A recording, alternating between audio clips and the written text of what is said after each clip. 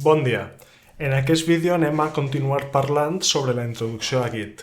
En el vídeo anterior vam veure com podíem inicialitzar un repositori de Git de manera local i com podíem començar a fer canvis en el nostre repositori mitjançant diferents commits. En el vídeo anterior ens vam quedar en el punt on havíem realitzat dos commits, un primer commit on havíem afegit un fitxer readme i després un nou commit on havíem afegit este últim paràgraf. Aquest és un nou canvi. Aleshores, anem a veure ara la ferramenta Git diff. Git diff ens serveix per a veure els canvis respecte a alguna de les versions. Per exemple, ara mateix, en el meu repositori, em trobo en un estat en el qual no tinc cap canvi en el meu directori de treball respecte a l'última versió que s'ha confirmat en el repositori local. No obstant això, per exemple, doncs ara sí al final del fitxer puc afegir aquesta és una línia nova i guardo el fitxer. Aleshores, si ara faig un git status, Git em diu que el readme, el fitxer readme, ha estat modificat respecte a la versió que ell coneixia. Aleshores, en aquest punt podríem o bé afegir aquest nou canvi al repositori local o descartar-lo. Però, si jo vull veure exactament quins canvis són els que s'han realitzat, jo ara mateix el que puc utilitzar és Git diff.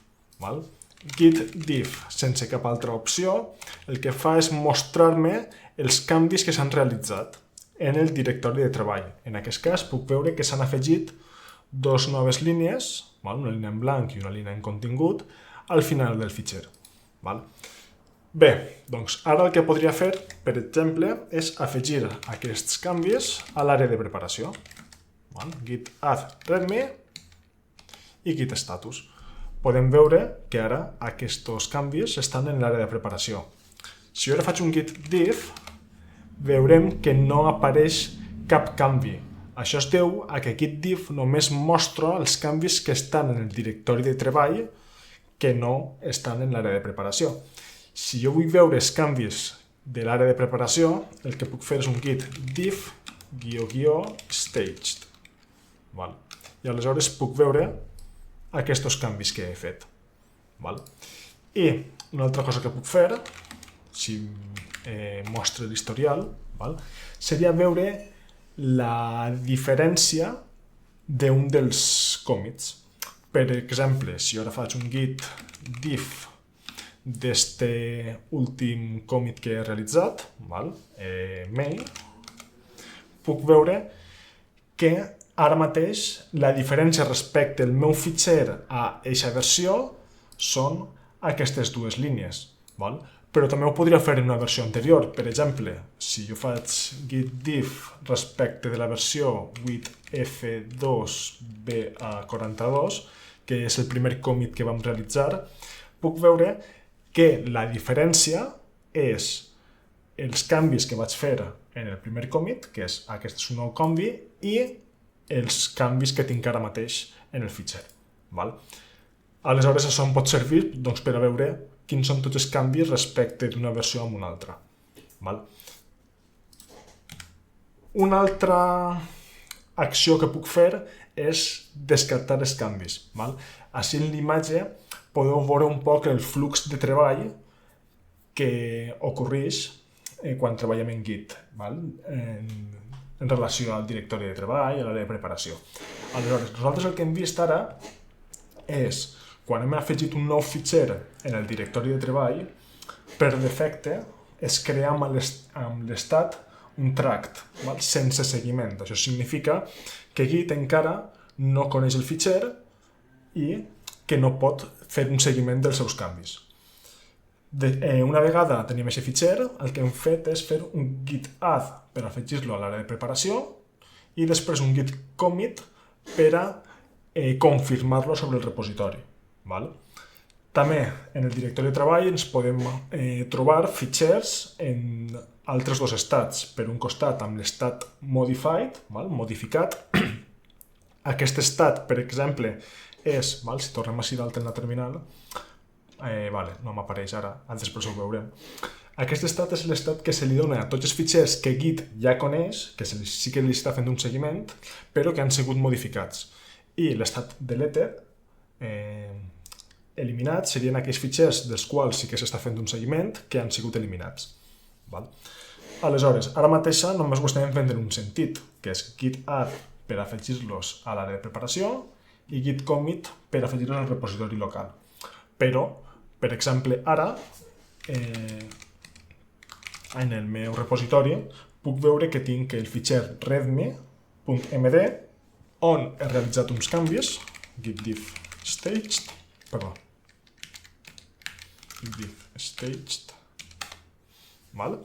i pot ser jo aquests canvis, doncs, o bé m'he equivocat, o bé m'he arrepentit, i ara vull llevar-los d'aquest estat. Doncs això ho puc fer amb git restore. Si utilitzo git restore --staged, el que farà serà canviar eliminar els canvis de l'àrea de preparació i els tornem al directori de treball. O sigui, faig git restore --staged del readme.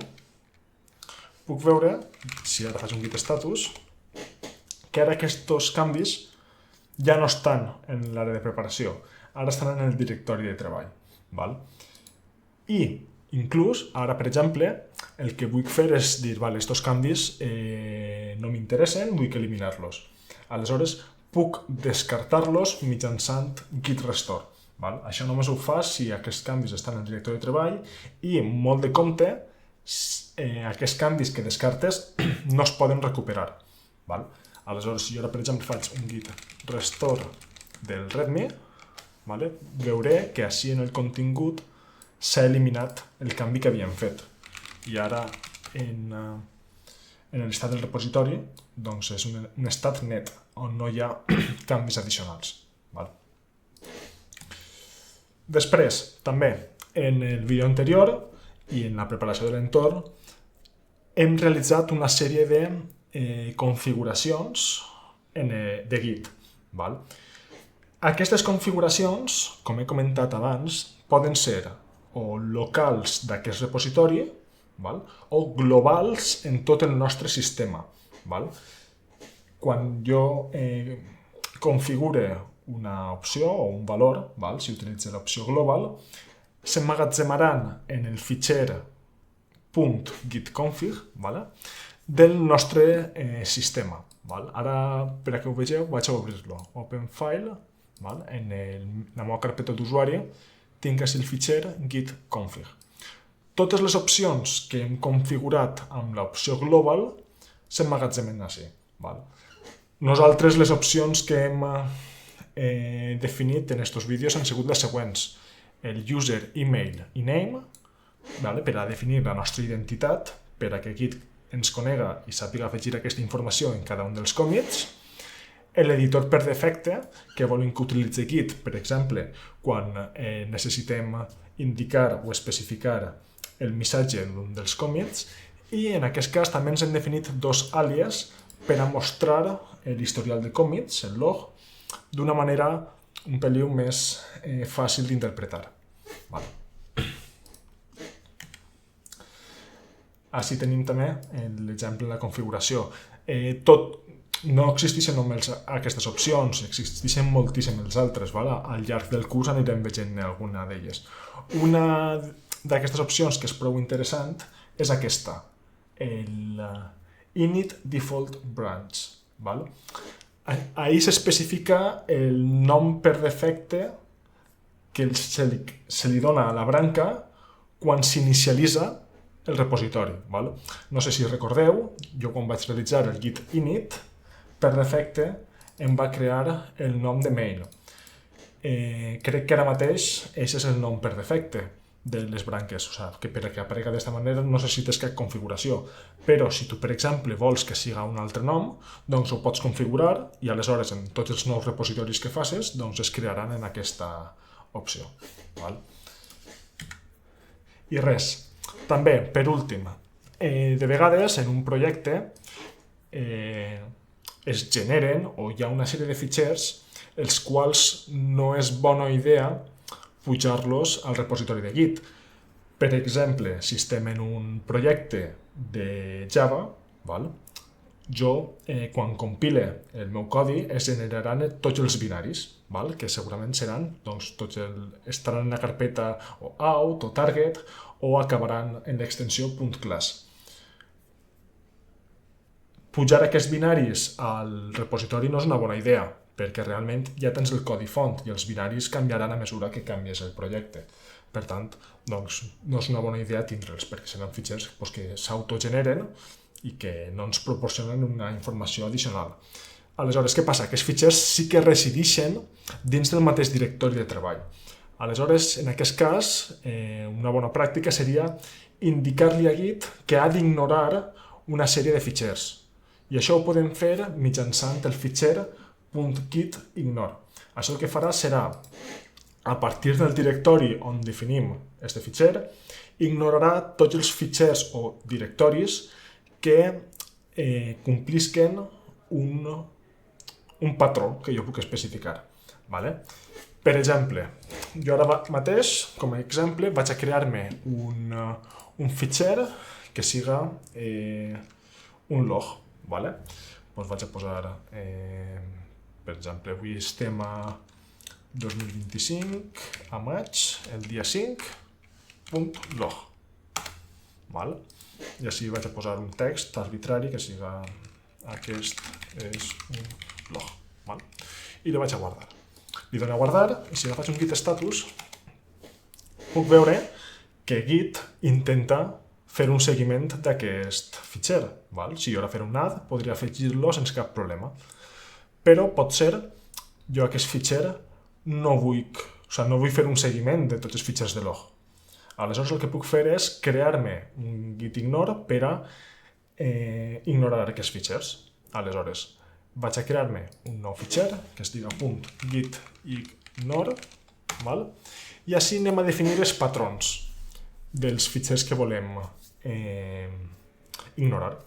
En aquest cas vull ignorar tots els fitxers que acaben en l'extensió .log. Val? Aleshores això ho puc definir com un asterisc .log. Val? I li dono a guardar.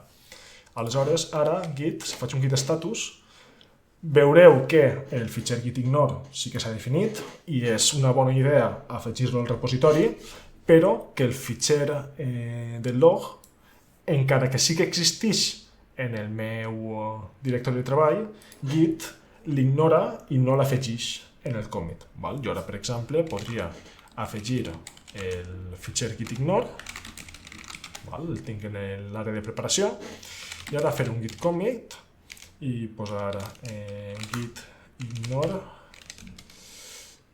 features log, per exemple.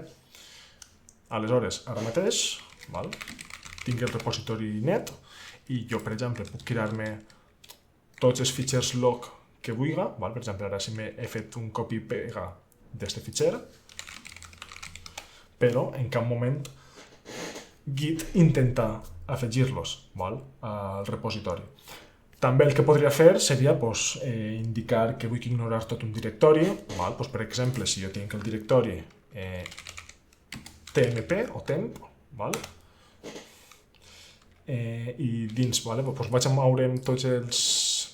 Així dins vaig a crear-me un nou fitxer que siga fitxer temporal.txt. Si jo faig un git status, ara també aquí em diu que existeix una carpeta tmp, el qual jo voldria... Git intenta afegir-lo al repositori.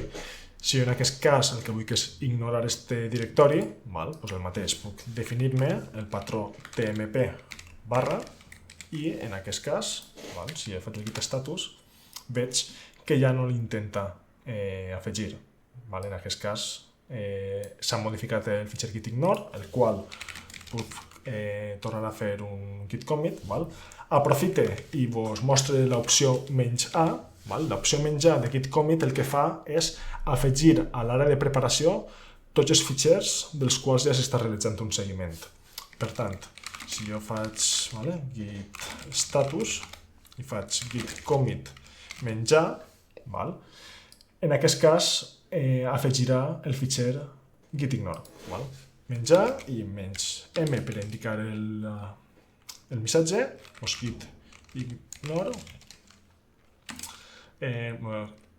directori tmp.